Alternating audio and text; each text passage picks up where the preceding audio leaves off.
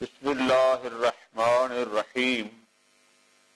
الامر الثانی تقسیم و مباحث ہی تنقسم المباحث الاصولیہ الی اربعۃ انواع الی آخرہ۔ پہلے درس میں ہم نے فقط علم اصول الفقہ کی تعریف پڑھی، اس کی تعریف کیا ہے، اس کا موضوع کیا ہے اور اس کی غرض و غایت کیا ہے۔ یہ تھا پہلے درس کا موضوع۔ آج امر ثانی میں یہ بھی تقریباً ایک قسم کی جس کو ہم کہتے ہیں فہرست نما ہے کہ یہ جو مباحث کی جاتی ہیں علم اصول میں، یا ان کو نام آپ مباحث اصولیہ کا دیتے ہیں، ہمارے فقہاء کرام عام طور پر کس قسم کی ابحاث یا اصولی حضرات علم اصول میں کیسی ابحاث کرتے ہیں، کہاں سے شروع کرتے ہیں، کہاں تک پہنچتے ہیں، کیا کیا چیز اس میں موضوع بحث ہوتی ہے۔ بسا اوقات اس کی تقسیم ایک آسان سی ہوتی ہے، ایک ہوگی بحث الفاظ، ایک ہوگی مباحث عقلیہ، لیکن بسا اوقات اس کی چار قسمیں اس انداز میں بناتے ہیں کہ کچھ ابحاث ہوں گی، انشاءاللہ ہم پڑھیں گے اس کا خلاصہ جو کتابی الموجز ہے، مباحث لفظیہ۔ وہاں کیا ہوتا ہے وہ تو یہ بتائیں گے کہ فلاں لفظ کا مدلول کیا ہوتا ہے، کیونکہ ایک لفظ ہوتا ہے، ایک معنی ہوتا ہے، پھر لفظ کی معنی پدرات ہوتی ہے، مطابقی تضمنی انتظامی، یہ بات ہوگی۔ کون سا لفظ کس معنی میں ظہور رکھتا ہے، اس قسم کے الفاظ بحث اس میں آئے گی۔ دوسری بحث، البتہ یہ ذہن میں رکھنا ہے کہ ہم جو الفاظ کی بات کریں گے وہ اس انداز میں، چونکہ ہم نے کیا کرنا ہے، ہم نے ہر اس چیز سے بات کرنی ہے جو استنباط احکام شرعیہ میں ہمارے لیے مفید ثابت ہو، ہمارے لیے مددگار ثابت ہو۔ تو اب ان ابحاث الفاظ میں بھی ہم انشاءاللہ اسی قسم کی ابحاث، مثلا بات ہوگی آغاز آیا صیغہ امر ظہور فی الوجوب رکھتا ہے یا نہیں رکھتا، اس کا ہمارے علم اصول سے کیا تعلق ہے؟ فرماتے ہیں بڑا تعلق ہے۔ اگر ہم اس بات کے قائل ہو گئے کہ صیغہ امر ظہور فی الوجوب رکھتا ہے، جہاں جہاں امر ہوگا وہاں ہم حکم وجوبی کا استنباط کرتے جائیں گے، اور جہاں ہم کہیں گے کہ وجوب نہیں رکھتا وہاں پھر وجوب کے قائل نہیں ہوں گے۔ اس طرح ہمارے علمی اصول کے ساتھ اس لحاظ سے ان بحث کا تعلق بنتا ہے۔ اسی طرح انشاءاللہ دوسری ابحاث وہ بھی انشاءاللہ آئیں گی، وہ ہوں گی مباحث عقلیہ۔ بعض چیزیں ہوتی ہیں کہ جن کے بارے میں عقل فیصلہ کرتا ہے، اگر یہ ہوگا تو وہ ہوگا، اگر یہ ہوگا تو وہ ہوگا۔ مثلا ایک بات ہوگی کہ آیا واجب اور مقدمہ واجب کے درمیان ملازمہ پایا جاتا ہے یا نہیں پایا جاتا؟ عقل کیا کہتا ہے کہ جب کوئی کام، انشاءاللہ اس کی ہم تفصیل پڑھیں گے، کہ جب کوئی شے خود واجب ہو اور وہ موقوف ہو کسی اور پر کہ اس کے بغیر وہ چیز نہ ہوتی ہو، تو جس چیز پر موقوف ہوگا موقوف علیہ کو کہتے ہیں مقدمہ۔ آیا مقدمہ اور ذو المقدمہ کے درمیان ملازمہ پایا جاتا ہے یا نہیں پایا جاتا؟ اس میں بھی انشاءاللہ پوری ابحاث آئیں گی، اور زندگی رہی تو اس کو مشہور بحث ہے مقدمۃ الواجب کی بحث۔ اسی طرح آگے ہم بحث کریں گے فصل ثالث میں غالباً وہ یہ آئے گی، ہو جا جو امارات، کون سی چیز ہے جس کو شارع نے ہمارے لیے حجت قرار دیا ہے، اگر وہ دلیل آ گئی تو بس ہمیں ماننا پڑے گا۔ کون سی چیز کس حکم کے لیے ہمارا بنتی ہے یا نہیں بنتی، یہ بھی انشاءاللہ پوری بحث ہوگی۔ پھر حجت اور ہمارا میں فرق کیا ہے، یہ بھی انشاءاللہ پوری ڈیٹیل کے ساتھ ہم اپنے مقام پر وہاں پڑھیں گے۔ اور چوتھی وہ بات ہوتی ہے مباحث عملیہ۔ وہاں انشاءاللہ ہم آپ کو گزارش کریں گے کہ اگر ایک مجتہد کے سامنے ایک مسئلہ آیا، اس نے قرآن سے دیکھا، ظاہری نص کو نظر نہ آئی، کوئی روایت کوئی نص جہاں کوئی ایسی دلیل نہ ملتی ہو فقیہ کو، وہاں فقیہ پریشان ہوتا ہے اب کیا کروں، تو وہاں پر شریعت نے کچھ اصول یعنی مقام عمل پر کچھ قواعد ضوابط دیے گئے ہیں کہ جب تمہیں کوئی اور دلیل نہ مل رہی ہو تو پھر اس پر عمل کرو، ان کو کہا جاتا ہے اصول عملیہ۔ انشاءاللہ آخر میں ان کی بات رہے گی، برات، احتیاط، تفجیر، استصحاب، پوری جزیات کے ساتھ۔ خوب، یہ تو تھے سارے ایک فہرست نما چیپٹر کی، ان میں کیا کیا بحثیں آئیں گی، کیا ہم اس اصول میں موضوع بحث بنائیں گے، انشاءاللہ یہ ساری چیزیں اسی ترتیب سے شہید اپنا شیخ جعفر سبحانی دامت اللہ العالی بھی اسی ترتیب سے ان کو لے کر چلیں گے۔ اب ایک اور بحث شروع کر رہے ہیں، اب اس میں غور فرمانا ہے، وہ بحث ہے وضع کی۔ فرماتے ہیں الفاظ کی دلالت اپنے معانی پر یہ دلالت لفظیہ وضعیہ ہوتی ہے۔ ایک انشاءاللہ آپ کفایہ میں زندگی پہنچیں گے، یہ تھوڑا سا شاید اصول مظفر میں بھی اشارہ ہے۔ ایک بات ہے کہ آیا الفاظ کی دلالت اپنے معانی پر ذاتی ہوتی ہے یا وضعی ہوتی ہے۔ یہ ہمارے اصولی حضرات اس بات کے قائل ہیں کہ الفاظ کی دلالت اپنے معانی پر وضعی ہوتی ہے۔ وضعی کا مطلب کیا ہے، انشاءاللہ آگے تعریف کرتے ہیں۔ یعنی کوئی شخص کوئی واضح ایک لفظ کو کسی معنی کے لیے وضع کرتا ہے، آسان اردو میں یاد کرنے کے لیے اب یہ بھی کہتے ہیں کوئی بنانے والا کسی ایک لفظ کو کسی معنی کے لیے بنا دیتا ہے کہ جس سے یہ پتہ چلتا ہے کہ جب یہ لفظ بولا جائے گا تو یہ معنی سمجھا جائے گا۔ وہ آگے تعریف آ رہی ہے۔ بہرحال اس میں دو حصے ہیں، ایک حصہ یہ یاد کرنا ہے صاحب الموجز کے نزدیک وہ فرماتے ہیں الفاظ کی دلالت اپنے معانی پر دلالت وضعیہ ہوتی ہے، وہ ان کے مقابلے میں جو انشاءاللہ تفصیلی کو تو پڑھیں گے ذاتیہ کے قائل ہیں۔ ختم۔ پھر سوال ہوگا جناب یہ وضع کسے کہتے ہیں، خود وضع کیا ہے؟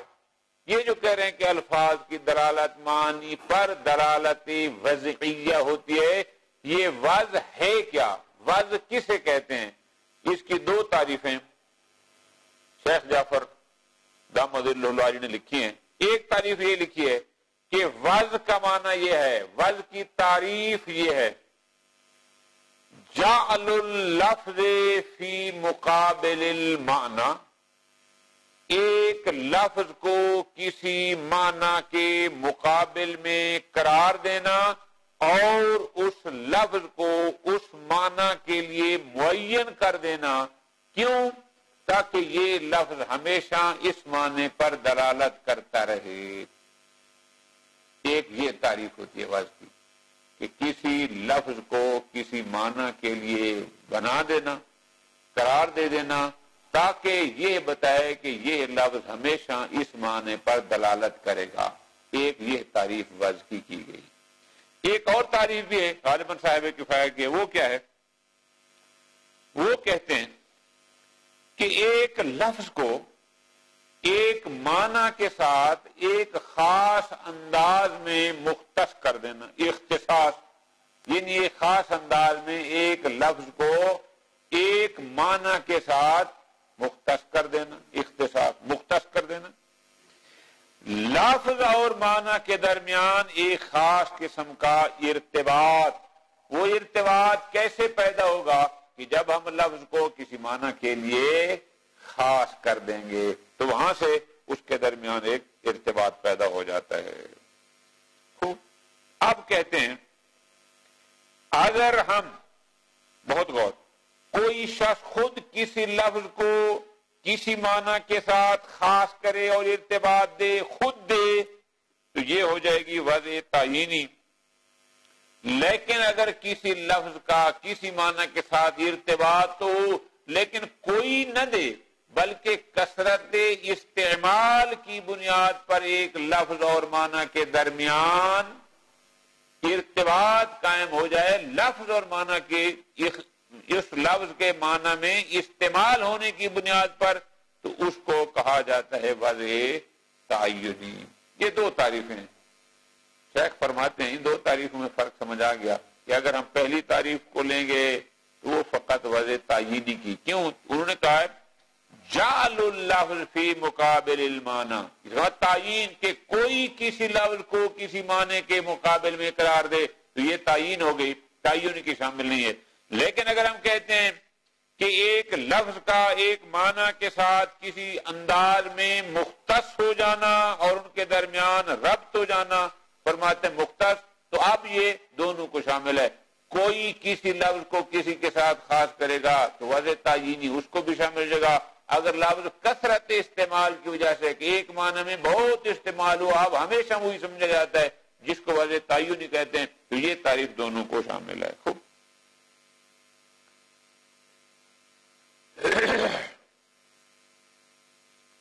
اس کی ترجمہ کر لیں پھر اگلے حصے کا پھر سمجھاتے ہیں.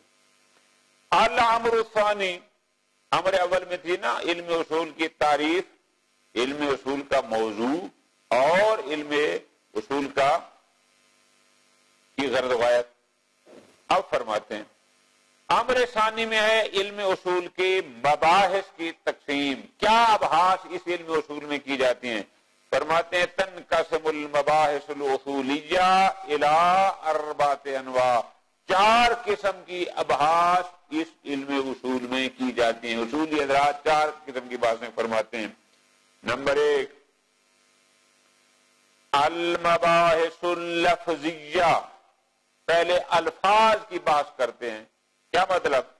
یعنی یا قول بحث فیہ، یعنی اس میں بحث یہ ہوتی ہے ان مدالیل الالفاظ، کون سا لفظ کس معنی پر دلالت کرتا ہے مدلول کے حوالے سے. جو بھی آپ منطق میں پڑھ چکے ہیں، کبھی اس کا مدلول مطابقی ہوتا ہے، کبھی تضمنی ہوتا ہے، کبھی انتظامی، بہرحال مدلول کے حوالے سے بحث ہوتی ہے. دوسری وظواہرہا، ایک بات انہی الفاظ میں ہوگی کون سا لفظ کس معنی میں ظہور رکھتا ہے. التی تقع فی طریق الاستنباط، ہم ان مدارل، ان ظواہر کے حوالے سے بات کرتے ہیں کہ جن کا تعلق ہمارے ساتھ ہے. کیوں؟ ہمارا کام ہے ادلہ شرعیہ سے استنباط کرنا، تو ہمیں یہ اگر پتہ ہوگا کہ کون سا لفظ کس معنی میں ظہور رکھتا ہے تو ہمیں استنباط میں اس سے معاونت ملے گی. مثلا بحث ہوگی کہ آیا صیغہ امر ظہور فی الوجوب رکھتا ہے یا نہیں رکھتا. ایک بات ہے، اگر ہم اس بات کے قائل ہو گئے، اگر ہم اس بات کے قائل ہو گئے، کس بات کے؟ کہ صیغہ امر ظہور فی الوجوب رکھتا ہے، تو جہاں جہاں ہم رہے گا ہم وہاں سے حکم وجوبی کا استنباط کر دیں گے. لیکن اگر ہم اس کے قائل نہ ہوئے تو پھر وہاں حکم وجوبی، یہ ہمارے ساتھ اس کی بات مربوط. الثانی، دوسری بات جو انشاءاللہ علم اصول میں کی جاتی ہے، یہ بھی کریں گے، وہ ہے یا قول بحث فیہا عن الاحکام العقلیت الکلیہ. احکام عقلی احکام ہمیشہ کلی ہوتے ہیں، جزیات کا کام ان سے نہیں ہوتا، عقل سے نہیں ہوتا. عقل ایک کلی حکم لگاتا ہے، پھر اس کی بعد میں تطبیق جزیات پر کی جاتی ہے. وہاں ایک بحث ہوگی مثلا کہ کیا کہ ان احکام عقلیہ کلیہ کو بھی ہم اپنا موضوع بحث بنائیں گے جو ہمارے طریق استنباط میں واقع ہوں گے. کیا مطلب؟ کہ ان احکام عقلیہ کو بھی ہم موضوع بحث کریں کہ جو ہمارے کسی ادلہ سے حکم کو استنباط کرنے میں ہمارے لیے معاون ثابت ہوتے ہیں. مثال نظیر البحث عن وجود المعلوم میں ایک بحث آئے گی کہ آیا اگر کوئی شے واجب ہو تو وہ شے اور اس کے مقدمہ کے درمیان ملازمہ ہے یا نہیں. مقدمہ یعنی جس شے پر وہ چیز موقوف ہو، آیا اس کو کہتے ہیں بحث مقدمۃ الواجب یا بحث مقدمی، کہ کوئی بھی شے اگر واجب ہو یا مستحب ہو یا حرام ہو تو اس کا جو مقدمہ ہوگا آیا وہ بھی واجب، مستحب یا حرام ہوگا یا نہ ہوگا. یہ ایک بحث ہے گی، اس میں انشاءاللہ بحث کریں گے بحث مقدمۃ الواجب کے نام سے. خوب. تیسری مباحث آئیں گی حجج و امارات. کون سی چیز ہے حجت جمع حجت کی؟ کس چیز کو شارع نے حجت قرار دیا ہے جو ہمارے لیے حجت ہے، ہم اس کو مانیں گے، اس سے استنباط کریں گے. اور امارات انشاءاللہ اس کی بات آئے گی، جیسے بات آئے گی خبر واحد حجت ہے یا نہیں ہے. چوتھی بات وہ ہوگی اصول عملیہ کی. کیا مطلب؟ ایک مسئلہ سامنے آیا، مجتہد نے مکلف نے کام کرنا ہے، لیکن ظاہری کوئی اس کے سامنے ظاہری دلیل نظر نہیں آ رہی، کوئی حدیث اس کو نہیں مل رہی، کوئی آیات اس کو نہیں مل رہی، تو اب وہ پریشان ہے مقام عمل پر کہ میرے پاس حدیث نہیں ہے، نص نہیں ہے، اب اس کو حکم کیا ہے کیا نہیں. تو اب اس مقام عمل پر پریشانی کے وقت بھی کچھ چیزیں ہیں کہ جن کو شارع نے حجت قرار دیا ہے، ان کو کہا جاتا ہے اصول عملیہ. انشاءاللہ آگے پڑھیں گے، احتیاط، برات، استصحاب، تخیر وغیرہ. وَهِيَ تَبَصُّ مَرْجَعِ الْمُجْتَهِدِ عِنْدَ فَقْدِ دلیل، کہ جب مجتہد کے پاس کسی حکم شرعی پر دلیل لفظی موجود نہ ہو تو وہاں پھر اصل عملی اس کا حکم دیا جاتا ہے. خوب. یمکن تقسیمها بمراکن آخر. بہرحال ان مباحث اصولیہ کو ایک اور انداز میں کہ فقط دو حصے کر دیں کہ جناب کچھ بحث الفاظ ہیں، کچھ مباحث عقلیہ ہیں اور کچھ مباحث لفظیہ ہیں. یہی رائے جو بین المتاخرین. لیکن ہم نے اپنی کتاب یعنی شیخ جعفر فرما رہا ہے کہ میں نے الموجد کو کفایہ کے طرز پر اور وہاں سے کہ جس انداز میں انہوں نے شروع لکھی ہے میں نے بھی اسی طریقے پر اس کو مرتب کیا ہے. الامر الثالث، تیسرا امر، وہ ہے الوضع. ان دلالت الفاظ معانیها دلالت لفظیت وضعیہ. یہ فرماتے ہیں ہمارے نزدیک الفاظ کی دلالت اپنے معنی پر، الفاظ کی دلالت اپنے معنی پر دلالت لفظیہ وضعیہ ہے. میں نے گزارش کی انشاءاللہ بڑی کتابوں پڑھیں گے کہ بعض کہتے ہیں کہ الفاظ کے معنی پر ذاتی ہوتی ہے، بہرحال یہ کہتے ہیں کہ نہیں یہ وضعیہ ہے. اب یہ ایک نقطہ ہے یہ مستقل کہ الفاظ کی دلالت اپنے معنی پر دلالت لفظیہ وضعیہ ہوتی ہے. ختم. اب جب بات آ گئی وضعیہ کی کہ الفاظ کی دلالت اپنے معنی پر دلالت وضعیہ ہے تو سوال ہوگا خود وضع کسے کہتے ہیں تاکہ وضعیہ کی بات سمجھ آئے. فرماتے ہیں جواب الوضع، وضع کسے کہتے ہیں؟ قد عرف بوجوہ.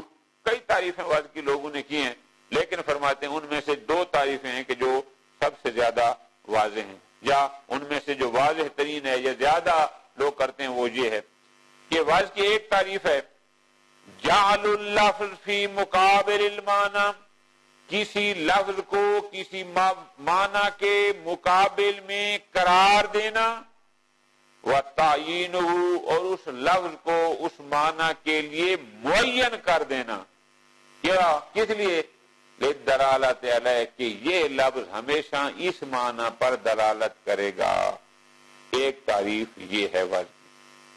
وربما یعرف، لیکن ایک اور تعریف بھی کی جاتی ہے، وہ کہتے نہیں وضع کا مطلب ہے انہو نحو اختصاص لللفظ بالمعنی. وضع کیا ہے؟ کسی لفظ کا کسی معنی کے ساتھ ایک خاص انداز میں مختص ہو جانا. یہ لفظ اس معنی کے ساتھ مختص ہو جائے.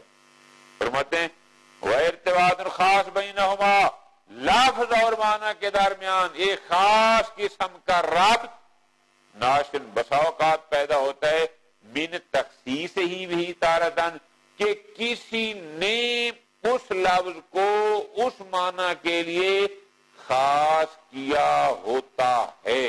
بسا اوقات یہ ربط تخصیص کی بنیاد پر ہوتا ہے کہ کوئی کسی نے اس لفظ کو معنی کے لیے خاص کیا ہوگا، تو اس کو کہا جاتا ہے وضع تعیینی.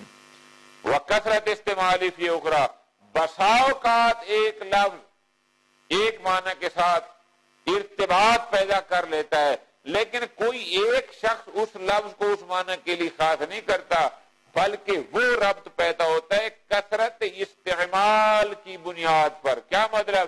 کہ ایک لفظ ایک دفعہ معنی میں استعمال ہوا، دوسرے میں، تیسرے میں، پھر اتنا اس معنی میں استعمال ہوا کہ پھر ہمیشہ اس سے وہی سمجھا جاتا ہو، یعنی کثرت استعمال کی بنیاد پر وہ ربط ہو.